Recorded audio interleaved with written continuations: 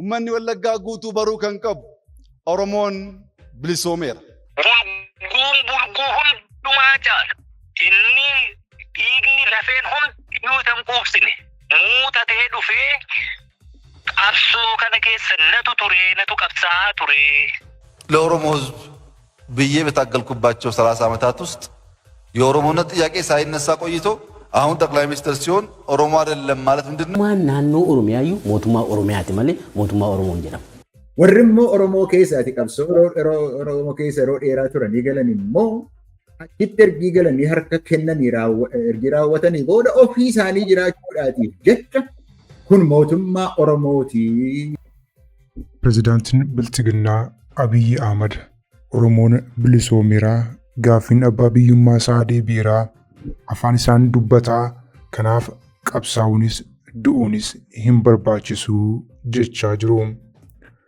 Dhugaa dubbachuuf Oromoon dhiiga dhangalaasuu lafee cabsuu haqa dabsuu gonkumaa hin jaallatu. Roorroo fi cunqursaa daangaa darbitee dhufteef ammoo jilbeenfatee hin beeku. Dandeenyaan hundeen buqqisaa dadhabnaan ilma itti guddisaa har'a gahee. Du'uun hin barbaachisu kan jedhan muummeen ministeeraa du'a eenyutu jaallatee filannoo godhataa dirooniif lafoon eenyutu uummata fixaa oolaa. Battee urgeessaa manaa baasee harka duubatti dhee eenyutu ajjeesee abbootii gadaa karrayyuu eenyutu rashansisee Amaanu'eel Wandimmoo Addabaabayitti eenyutu ajjeesisee haadha ijoollee torbaa kudhanii hawaasoo kan jedhuu fi gaaffilee kana fakkaatan osoo gaafatamanii harki isaanii dhiigaan faalamaa ta'uu ifoomsuu danda'u ta'inna laata. Taankiis, baankiis, jeettiis, baajetiis kan of harkaa qabu caasaa ajjeechaa koree nageenyaa jedhamu ijaaree hidhattoota bosonatti galchee gaachana sirnaa, milishaa, poolisii idilee, koomaandoo, raayyaa ittisaa, poolisii federaalaa kana hunda bobbaasee kaabaa kibbaa ba'aa dhiyaa osoo hin jedhin lubbuu ilmaan Oromoo akka baalaatti harcaasaa kan oolu eenyu jedhamanii osoo gaafatamanii tarii deebiin isaanii maal ta'inna laata. Kanas ta'e sana garuu Abiy Ahmadii fi gartuun isaa qaamni impaayera sana geggeessaa jiru mootummaa Oromummaa jedhamee akka afarfamuu barbaadu. Oromoon aangoo qabateera biyya bulchaa jira. Gaaffiin Oromoo gaaffii muummicha ministeeraa ta'uuti kunoo isiniif deebi'eera jechuunis waan tapha ijoollee fakkaatu dubbatanii saba burjaajessuu yaalu. Gaaffiin Oromoo nama maqaa Oromoo dhahatu muummicha ministeeraa pirezidaantii yookiin Itaamaajoor Shuumii gochuu miti. Yoo akkas ta'e hidda dhiigaatiin Haile Sillaasee fi Mangistuun Oromoo turan. Kanaaf Abiy Ahmad dura namni maqaa Oromoo dhahatu kiiloo 4 akka ture ni yaadatama. Warri Bilchiginaa kutaalee impaayiriitii kamiiyyuu dura Oromiyaatti duula eegalan. Kanaanis lubbuu namaa akka baalaatti harcaasaa Oromiyaa dachee dhiigaa godhanii qabsaa'ota isaa kaan ajjeesanii, kaan hidhanii, kaan biyya ari'anii korokkodanii bulchuuf yaalii taasisuu turan. Hantuunni gumbii uraa haadha jalatti bartii akkuma jedhamu Abiy qabsoo qeerroo fi qarree butuun aangootti ennaa dhufu nagaa, dimookiraasii, walqixxummaa, bilisummaa lallabuu caala Oromiyaa maadheffachuun abbaa irree ta'ee impaayiriitti bituuf tattaaffii eegale. Haala kana dursanii kan irratti baran qabsaa'onni mooraa qabsoo bilisummaa Oromoo gocha isaa kana dura dhaabbatan. Haala kanaan kaan qabsoo hidhannoo finiinsuutti taa'e warri karaa nagaa qabsaa'an ammoo wareegama qaamaa qalbii hunda kaffalanii kaan hidhamanii kaan wareegamaniiru. Kaan ammoo ammas qabsocha galiin ga'uuf cichanii falmatti jiru. Abiy TPLF ennaa waggoota 27f impaayiriitti bulchee naannoo Tigraay keessatti paartii mormituu tokkollee hin qabu ture jedhee amana. Abiyyis Oromiyaa keessatti qaamni na mormu na dura dhaabbatu jiraachuu hin qabu jedhee yaada. Yoo kan jiraatu ta'e ammoo dirasha nama osoo hin taane billaan qalamee ajjeefamaa jedheen. Kanas waggoota 7 darban godhee nu agarsiiseera. Hoogganaan biiroo bulchiinsaa fi lafaa Oromiyaa duraanii Dr. Milkeessaa Miidhagaa waan muummichi ministeeraa ittiin jedhe miidiyaaleetti haala kanaan himanii turan. Ani tokkoffaa ODP yeroo diignu waan akka mi'a akka ijaarrus garamitti akka deemnus hin beeku. Kanaafuu waan hin beekneef mana hin beeku diiguu amma hin beekutti ani ODP kana hin beeka. Hamma hin beekutti jedheen sana fudhannee waan baay'ee irratti waliin haasofnee dhumarra maallaan jedhaa dhumarra kun egaa naannoo kan beektaa naannoo Noovembarii 2019 jechuudha. Gara waggaa 3-4 jechuudha. Bilchiginnaan utuu uumamiin dura gaafa. Maallaan jedha dhumarra milkeessa naan jedha. Erga sa'aatii 2 wal falmine milkeessa. Keessa teessanii narratti hojjechuun hin danda'amu. Namni kamuu namni kaayoo koo fuuldura dhaabbate hundi kan keessa jirus karaa cufuudhaas yoo yaalta ta'e hiriira bahuudhaan hin yaalta ta'e laga buutees qawweedhaan hin yaala hojjetta ta'e filannoodhaan masaraa kana keessaa Abiyyiin nan baasattee yaadda yoo ta'e rasaasa miti jedha albeenan ciree fida kan immoo agartan nama mul'ata koo fuuldura dhaabbatu hunda sitti agarsiisan hin argitan moonaan jedhu. Hin argita namni mul'ata koo fuuldura dhaabbatu mootummaa keessas haa ta'u mootummaa alaas haa ta'u caakkaattis daqiiqawwee qabadhu karaa cufuudhaafis yaali keessa taa'is filannoodhaanis na dorgomi cireen fixa rasaasan balleessu albeen jedhe albeen agarsiisa. Narrumbee achumarraa ka'ee namni kun baay'ee hamaadha dheen murteesse gaalaadha. Anama kana dhimma nama sobuufis hin qabu dhimma wanni jedhuufis hin qabu. Namichi kun nama dhiigaan taphate nama dhiiga lammiileetiin taphate aangoof jecha waan hunda nama godhu. Waan barreeffama Taayyeen jedhe dhiigaan nama taphate nama ilmaan Oromoon cabsuudhaaf jecha waan meeqa jedhe wanni Taayyeen barreesse sun sirriidhuma. Waraana deeggarru dinqisiifatamaatuma ture. Uummanni araaramuu wal fidnee jennaanuma dhukkube. Naatoo namaaf hin qabani. Otoo ilmi namaa du'ee bineensi nyaatu waan paarkii haasa'ani. Otoo namni waan nyaatu hin qabne otoo namni beelaan du'aa jiru birrii amma gahuun masaraa ijaarani. Ammoo gaafa waraanni haa geggeeffamu jedhamu omaanuun hin jenne obboleeyyan araaramanii uummanni keenya waliin ajjeesiin jennaan aangorraa na kaasani.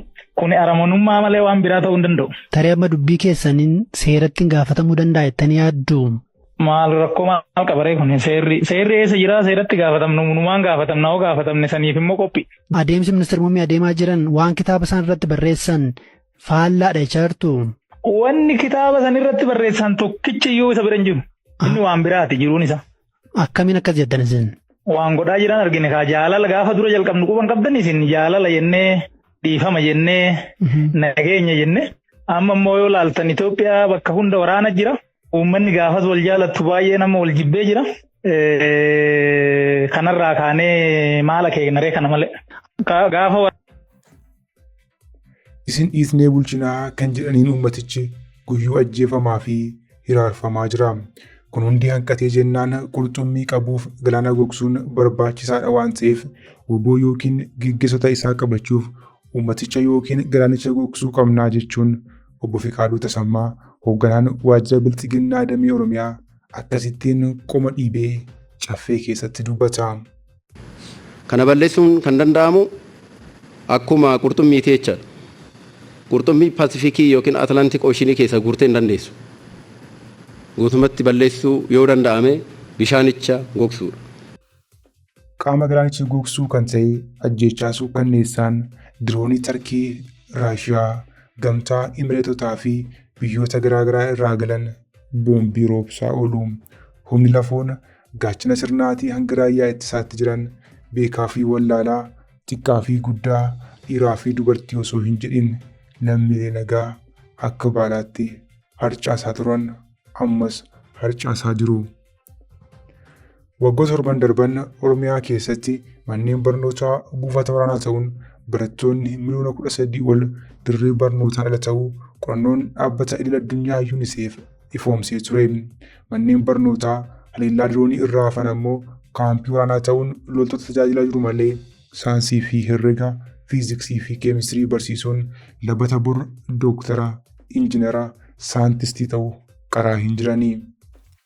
Qonnaan bulaan xaa'oo fi sanyii filatamaa argata utuu hin taane saamichaa fi haleellaatu isa eeggata. Sababa wal waraansaatiin oomishni hin jiru. Sapilaayin hin jiru taanaan maal bitta? Eessaa bitta?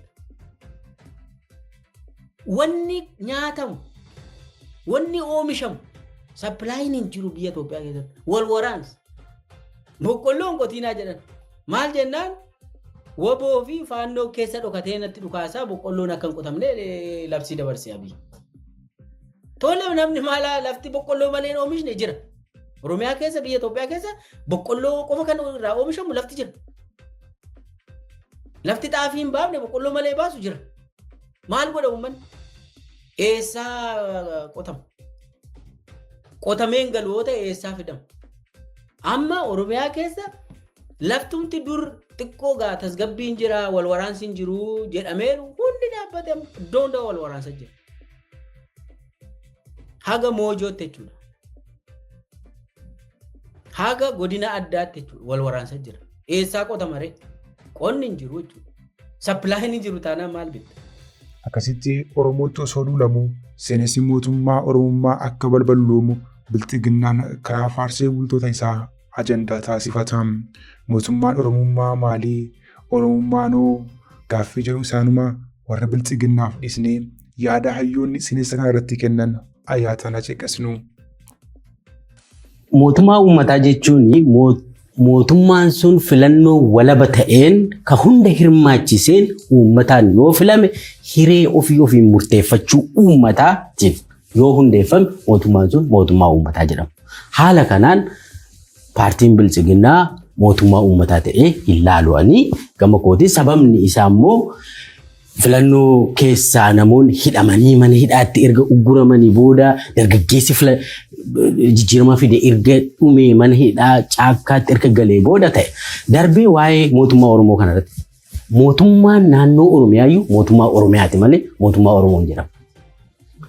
Sensitiividha dubbiin kun. Irra deebinee ilaaluu qabna. Mootummaa Itoophiyaati mootummaa Oromoo jechuun baay'ee balaa guddaas qaba. Itikiliillee nama gaafachiisa. Sirna mataa ofii ijaarrachuudhaaf sirni sun sirna Oromoo ta'een fudhadhu ani akka kootti Oromummaa afaanas hin deemu farra Oromummaati of keessaan inni qabu sirnicha keessa isaanan beekaa. Warri immoo Oromoo keessaati qabsoo Oromoo keessa yeroo dheeraa turanii galan immoo achitti ergii galanii harka kennanii ergi raawwatanii booda ofii isaanii jiraachuudhaatiif jecha kun mootummaa Oromooti. Jaarraa 16 booda Oromoon aangootti kan inni ergii baheeti isa jalqabaati. Ka jedhanii isaanis immoo afarsuudhaati jalqaba isinis hinaaftaniiti malee warri ala mormitanii ajandaan kun kan naftanyaati jettan kan mormitanii hinaaffaatu sin qabeeti. Maaliif nuti hin taane ka jedhu hinaaffaatu sin qabeeti isatti jirtu malee dhugaa miti mootummaan kun kan Oromooti ka jedhu itti fufsiisanii jechuudha. Ka gaafa sanaa jalqabee kan bahe diinuma Oromoo irraatii bahe malee waan Oromoo keessaati seenessa bahe miti kuni ajandaa isaa yoo ilaalte ergii mootummaatti ol bahee ajandaan jiru hundumtu Oromoodhaatiif gaaffii deebisuu osoo hin taane Oromoo keessaati warra dhugaa Oromoo qabatanii bahanii kan akka Lammaa Magarsaa fa'aa ofirraa ari'anii warra qabsoo keessa turan qabsoo dhugaa keessa turanii sabboontota ari'uu jeesuu hidhaatti naqu ifadha kan inni hojjechaa ture kan jedhuudhaaf keessaati kan inni seenessa sanatti itti uumame waan ati jettu.